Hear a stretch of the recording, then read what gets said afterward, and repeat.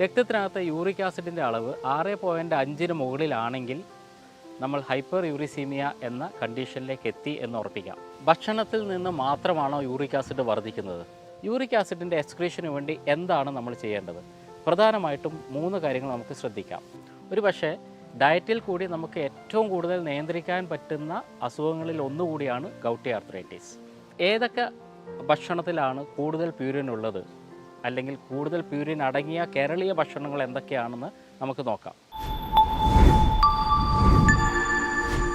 Hi, ഞാൻ doctor Shimji, CMO പ്രകൃതി സൗഖ്യം കാഞ്ഞങ്ങാട്. സാധാരണഗതിയിൽ തള്ളവിരലിൻ്റെ ഒരു ഭാഗത്തുള്ള വേദന അല്ലെങ്കിൽ മടമ്പിന് വരുന്ന വേദന, ഇങ്ങനെയുള്ള വേദനകളായിട്ട് നമ്മളൊരു ഡോക്ടറെ കാണാൻ പോയാൽ ഡോക്ടർ സാധാരണ യൂറിക് ആസിഡ് ചെക്ക് ചെയ്യാൻ വേണ്ടി പറയും. രക്തത്തിനകത്ത് യൂറിക് ആസിഡിൻ്റെ അളവ് 6.5 മുകളിലാണെങ്കിൽ നമ്മൾ ഹൈപ്പർ യൂറിസീമിയ എന്ന കണ്ടീഷനിലേക്ക് എത്തി എന്ന് ഉറപ്പിക്കാം. ഹൈപ്പർ യൂറിസീമിയ ക്രമേണ ക്രിസ്റ്റൽ ഫോർമേഷൻ ഉണ്ടാക്കുകയും ആ ക്രിസ്റ്റൽസ് ജോയിൻസിൽ അടിയുകയും അവിടെ നിന്ന് അത് ഗൗട്ടി ആർത്രൈറ്റിസ് എന്ന് പറയുന്ന കണ്ടീഷനിലേക്ക് മാറുകയും ചെയ്യാം. അപ്പോൾ യൂറിക് ആസിഡ് ശരീരത്തിൽ വർദ്ധിച്ചത് കൊണ്ടാണ് ഗൗട്ടി ആർത്രൈറ്റിസ് വരുന്നത് എന്ന് സാങ്കേതികമായി നമുക്ക് പറയാൻ വേണ്ടി കഴിയും. ഏത് വിഭാഗത്തിൽപ്പെട്ട ഡോക്ടറാണെങ്കിലും കൺസൾട്ടേഷന് ശേഷം മരുന്നുകളോടൊപ്പം ഡയറ്ററി മാനേജ്മെൻറ്റ് വളരെ ഇമ്പോർട്ടൻ്റ് ആയിട്ട് പറയാറുണ്ട്. ഒരു പക്ഷേ ഡയറ്റിൽ കൂടി നമുക്ക് ഏറ്റവും കൂടുതൽ നിയന്ത്രിക്കാൻ പറ്റുന്ന അസുഖങ്ങളിൽ ഒന്നുകൂടിയാണ് ഗൗട്ടി ആർത്രൈറ്റിസ്. എന്തുകൊണ്ടാണ് നമ്മൾ ഡയറ്ററി മാനേജ്മെൻറ്റ് ഇത്ര ഇമ്പോർട്ടൻ്റ് ആണ് എന്ന് ഗൗട്ടിൻ്റെ കാര്യത്തിൽ പറയുന്നത്? പൊതുവേ പ്രോട്ടീൻ കൊണ്ടാണ് യൂറിക് ആസിഡ് വർദ്ധിക്കുന്നത് എന്ന് പറയാറുണ്ട്. അതുകൊണ്ട് പ്രോട്ടീൻ അടങ്ങിയ ഭക്ഷണങ്ങളൊന്നും കഴിക്കാൻ പാടില്ല എന്നും പറയാറുണ്ട്. തികച്ചും തെറ്റിദ്ധാരണ ഉണ്ടാക്കുന്ന ഒരു സ്റ്റേറ്റ്മെൻറ്റാണത്. പ്രോട്ടീൻ അല്ല, മറിച്ച് പ്രോട്ടീനകത്തുള്ള പ്യൂരിൻ എന്ന് പറയുന്ന ഒരു അമിനോ ആസിഡാണ് ഈ പ്രശ്നങ്ങൾ ഉണ്ടാക്കുന്നത്. പ്യൂരിൻ റിച്ചായിട്ടുള്ള ഭക്ഷണങ്ങളാണ് നമ്മൾ ഒഴിവാക്കേണ്ടത്. ഏതൊക്കെ ഭക്ഷണത്തിലാണ് കൂടുതൽ പ്യൂരിൻ ഉള്ളത്, അല്ലെങ്കിൽ കൂടുതൽ പ്യൂരിൻ അടങ്ങിയ കേരളീയ ഭക്ഷണങ്ങൾ എന്തൊക്കെയാണെന്ന് നമുക്ക് നോക്കാം. ഏറ്റവും കൂടുതൽ യൂറിക് ആസിഡ് ഉണ്ടാക്കാൻ സാധ്യതയുള്ള പ്യൂരിൻ അടങ്ങിയ ഭക്ഷണങ്ങളിൽ ഒന്നാണ് റെഡ് മീറ്റ്, അതേപോലെ തന്നെ ഓർഗൻ മീറ്റ്. മറ്റൊന്ന് ഷെല്ലുകൾ ഉള്ള മത്സ്യങ്ങളാണ്. നമ്മുടെ ഞണ്ട്, ചെമ്മീൻ, കണവ പോലെയുള്ള മത്സ്യങ്ങൾ. മത്തിയിലും അയലയിലും തീർച്ചയായിട്ടും ധാരാളമായി തന്നെ ഇത് കണ്ടുവരുന്നുണ്ട്. ഒരു പക്ഷേ വളർന്നു വരുന്ന മദ്യപാന ശീലവും യൂറിക് ആസിഡ് വർദ്ധിക്കാനുള്ള പ്രധാന കാരണങ്ങളായിട്ട് നമ്മൾ പരിഗണിക്കാറുണ്ട്. കാരണം ആൽക്കഹോളിൽ ധാരാളമായി പ്യൂരിൻ അടങ്ങിയിട്ടുണ്ട്. ഇത്തരം പ്യൂരിൻ വളരെയധികം അടങ്ങിയ കാറ്റഗറിയുള്ള ഭക്ഷണങ്ങൾ പൂർണ്ണമായും ഒഴിവാക്കുന്നതാണ് ഗൗട്ടി ആർത്രൈറ്റിസ് ഉള്ള രോഗികൾക്ക് അഭികാമ്യം. ഇനി മോഡറേറ്റ്ലി പ്യൂരിനുള്ള ഭക്ഷ്യവസ്തുക്കളാണ്. ഒന്ന് വൈറ്റ് മീറ്റ്, മറ്റൊന്ന് പയറുവർഗ്ഗങ്ങൾ. ഈ പയറുവർഗ്ഗങ്ങളിൽ, കടലവർഗ്ഗങ്ങളിലൊക്കെ, ഈ കടലയിൽ പുട്ടിൻ്റെ കൂടെ കഴിക്കുന്ന കടലയിൽ സാധാരണഗതിയിൽ വളരെ കുറച്ച് മാത്രമേ യൂറിക് ആസിഡ് അല്ലെങ്കിൽ പ്യൂരിൻ അടങ്ങിയിട്ടുള്ളൂ. അതുകൊണ്ട് അത് കഴിക്കാം. ശേഷിക്കുന്ന എല്ലാ പയറുവർഗ്ഗങ്ങളും കുറക്കുന്നതാണ് നല്ലത്. മറ്റൊന്ന് നട്ട്സ്. എല്ലാ നട്ട്സുകളിലും മോഡറേറ്റായിട്ട് യൂറിക് ആസിഡ് സാധ്യത വർദ്ധിപ്പിക്കുന്ന പ്യൂരിൻ അടങ്ങിയിട്ടുണ്ട്. പക്ഷേ അതിൽ തന്നെ നിലക്കടലയിൽ വളരെയധികം പ്യൂരിൻ അടങ്ങിയിട്ടുണ്ട് എന്നുള്ള കാര്യവും ശ്രദ്ധിക്കുക. ഇത്തരം മോഡറേറ്റ്ലി പ്യൂരിൻ റിച്ച് ആയിട്ടുള്ള ഭക്ഷണ വസ്തുക്കൾ ആഴ്ചയിൽ 1-2 ദിവസങ്ങളിൽ അല്പസ്വല്പം കഴിക്കുന്നതിൽ വലിയ തെറ്റില്ല.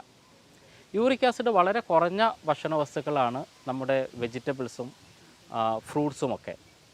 ഡയറി പ്രോഡക്റ്റ്, പാലും പാൽ ഉൽപ്പന്നങ്ങളിലും വളരെ കുറച്ച് മാത്രമേ പ്യൂരിൻ ഉള്ളൂ. അതുകൊണ്ട് അത് മോഡറേറ്റ്ലി അല്ലെങ്കിൽ നന്നായിട്ട് തന്നെ കഴിക്കുന്നതിൽ തെറ്റില്ല. ഫ്രൂട്ട്സും വെജിറ്റബിൾസും വളരെ സേഫാണെന്ന് പറഞ്ഞാൽ പോലും ചില വെജിറ്റബിൾസിൽ യൂറിക് ആസിഡ് ഉണ്ടാക്കുന്ന പ്യൂരിൻ ഉണ്ട്. അതിലൊന്നാണ് ചീര, മഷ്റൂം. ചീരയിലും മഷ്റൂമിലും കോളിഫ്ലവറിലും പ്യൂരിൻ റിച്ചായിട്ടുള്ള കണ്ടൻസ് ഉള്ളതുകൊണ്ട് അതും ഒഴിവാക്കുന്നതാണ് കൂടുതൽ നല്ലത്. ഫ്രൂട്ട്സ് പൊതുവെ വളരെ നല്ല ഒരു കണ്ടൻറ്റാണ്, വളരെ നല്ലൊരു ഫുഡാണ് ഈ ഗൗട്ടി ആർത്രൈറ്റിസ് ഒഴിവാക്കാൻ വേണ്ടി. പ്രത്യേകിച്ച് വൈറ്റമിൻ സി അടങ്ങിയ ഫ്രൂട്ട്സ്, പ്രത്യേകിച്ച് നെല്ലിക്ക, പേരക്ക പോലെയുള്ള കാര്യങ്ങൾ ഇൻഫ്ലമേഷൻ ഏറ്റവും കുറക്കാൻ സാധ്യതയുള്ളതുകൊണ്ട് അത് ധാരാളമായി ഉപയോഗിക്കുന്നതും വളരെ നല്ലതാണ്. ഭക്ഷണത്തിൽ നിന്ന് മാത്രമാണോ യൂറിക് ആസിഡ് വർദ്ധിക്കുന്നത്? തീർച്ചയായിട്ടും അല്ല. നമ്മുടെ വയറിനകത്തുള്ള കോളൈ എന്ന് പറയുന്ന ഒരു ബാക്ടീരിയ ഷിഗ ടോക്സിൻ എന്ന് പറയുന്ന ഒരു ടോക്സിൻ ഉണ്ടാക്കാറുണ്ട്. ഈ ഈക്കോളയുടെ പ്രവർത്തനഫലമായി ഉണ്ടാക്കുന്ന ഷിഗ ടോക്സിൻ വർദ്ധിക്കുമ്പോൾ അതിനെ മറികടക്കാൻ വേണ്ടി ശരീരം തന്നെ യൂറിക് ആസിഡ് ഉൽപ്പാദനം നടത്താറുണ്ട്. അപ്പോൾ അവിടെ യൂറിക് ആസിഡ് കുറയണമെങ്കിൽ ഭക്ഷണം നിയന്ത്രിച്ചാൽ, യൂറിക് ആസിഡ് അടങ്ങിയ ഭക്ഷണം നിയന്ത്രിച്ചാൽ മാത്രം പോരാ, ഈക്കോളെ എന്ന് പറയുന്ന ബാക്ടീരിയയെ പുറന്തള്ളുകയും വേണം.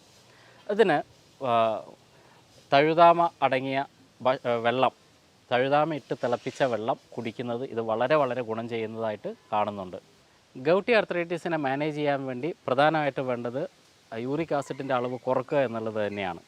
അപ്പോൾ യൂറിക് ആസിഡ് വർദ്ധിപ്പിക്കാൻ സാധ്യതയുള്ള ഭക്ഷണ വസ്തുക്കളെ പൂർണ്ണമായിട്ട്, പ്യൂരിൻ റിച്ച് ആയിട്ടുള്ള ഭക്ഷണ വസ്തുക്കളെ പൂർണ്ണമായിട്ടും മാറ്റുക. അതുപോലെ തന്നെ മറ്റൊരു കാര്യമാണ് ഫ്രക്ടോസ് അടങ്ങിയ ഭക്ഷണം കഴിക്കുമ്പോൾ ഫ്രക്ടോസ് എക്സസ്സായി പോകുമ്പോൾ അത് ലിവറിൽ വെച്ചിട്ട് യൂറിക് ആസിഡായിട്ട് കൺവേർട്ട് ചെയ്യപ്പെടും. അതുകൊണ്ട് ഫ്രക്ടോസും മോഡറേറ്റായിട്ട് മാത്രമേ ഉപയോഗിക്കാൻ വേണ്ടി പാടുള്ളൂ. പ്യൂരിൻ പോലെ തന്നെ നമുക്ക് കട്ട് ചെയ്യേണ്ട വേറൊരു സാധനമാണ് ഫ്രക്ടോസ്. ഇത് രണ്ടും ചെയ്യുക. അതുപോലെ വളരെ ഇമ്പോർട്ടൻ്റ് ആയിട്ടുള്ള ഒരു കാര്യമാണ് എക്സ്ക്രീഷൻ വർദ്ധിപ്പിക്കുക എന്നുള്ളത്. യൂറിക് ആസിഡിൻ്റെ എക്സ്ക്രീഷന് വേണ്ടി എന്താണ് നമ്മൾ ചെയ്യേണ്ടത്? പ്രധാനമായിട്ടും 3 കാര്യങ്ങൾ നമുക്ക് ശ്രദ്ധിക്കാം.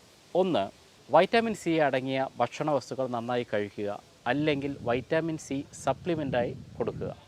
വൈറ്റാമിൻ സി നല്ലൊരു ആൻറ്റി ഓക്സിഡൻ്റ് ആണ്. അതുകൊണ്ട് തന്നെ ഇൻഫ്ലമേഷൻ സാധ്യത കുറക്കാനും യൂറിക് ആസിഡിനെ എലിമിനേറ്റ് ചെയ്യാനും ഇത് സഹായിക്കും. മറ്റൊന്ന് ആപ്പിൾ സിഡർ വിനെഗറാണ്. Apple cider vinegar, 1 spoon apple cider vinegar 1 glass വെള്ളത്തിൽ ചേർത്ത് ഭക്ഷണത്തിന് ഒരു 10 മിനിറ്റ് മുമ്പേ കഴിച്ചു കഴിഞ്ഞാൽ അതും യൂറിക് ആസിഡിൻ്റെ എലിമിനേഷന് വളരെയധികം സഹായിക്കുന്നതായി കണ്ടിട്ടുണ്ട്. ഇതുപോലെ വളരെ ഇമ്പോർട്ടൻ്റ് ആയിട്ടുള്ള മറ്റൊരു യൂറിക് ആസിഡ് എലിമിനേറ്ററാണ് കോഫി. പക്ഷേ കോഫി കഴിക്കുമ്പോൾ ശ്രദ്ധിക്കേണ്ടത് ഒരു കാരണവശാലും പഞ്ചസാര ഉപയോഗിക്കരുത്. കാരണം പഞ്ചസാര പിന്നീട് ലിവറിൽ വെച്ച് യൂറിക് ആസിഡായി കൺവേർട്ട് ചെയ്യാനുള്ള സാധ്യത വർദ്ധിക്കും, ഇൻഫ്ലമേഷൻ സാധ്യതയും വർദ്ധിക്കും. അതുകൊണ്ട് ഈ 3 കാര്യങ്ങളും നിങ്ങൾക്ക് യൂറിക് ആസിഡിൻ്റെ എലിമിനേഷന് വേണ്ടി ഉപയോഗിക്കാവുന്നതാണ്. അതേപോലെ യൂറിക് ആസിഡ് വർദ്ധിക്കാനുള്ള കാരണം ഈക്കോളൈ കൊണ്ടുള്ള ഷിഗ ടോക്സിൻ ആണെങ്കിൽ ഈക്കോളയെ പുറത്തേക്ക് കളയാനുള്ള പ്രോപ്പറായിട്ടുള്ള ഹെർബ്സ്, പ്രത്യേകിച്ച് പുനർനവ, തഴുതാമ ഇട്ട് തിളപ്പിച്ച വെള്ളം കുടിക്കുന്നതും ഉപകാരപ്പെടും. അങ്ങനെ ഏത് തരത്തിൽപ്പെട്ട യൂറിക് ആസിഡ് വർധനവാണോ നിങ്ങൾക്കുണ്ടായിട്ടുള്ളത്, എന്തുകൊണ്ടാണോ യൂറിക് ആസിഡ് വർദ്ധിച്ചത്, അതിൻ്റെ റൂട്ട് കോസ് കണ്ടുപിടിച്ച് ആ റൂട്ട് കോസിന് അനുസരിച്ച രീതിയിലുള്ള ഡയറ്ററി മാനേജ്മെൻറ്റും എലിമിനേഷന് വേണ്ടിയിട്ടുള്ള ശരിയായ രീതിയിലുള്ള ഹെർബ്സിൻ്റെ ഉപയോഗം കൊണ്ടും പൂർണ്ണമായും തന്നെ യൂറിക് ആസിഡിനെ നിങ്ങൾക്ക് പരിധിയിലാക്കാൻ വേണ്ടി കഴിയുന്നതാണ്. മറ്റൊരു ടോപ്പിക്കുമായി ഉടൻ തന്നെ വീണ്ടും കാണാം. നന്ദി.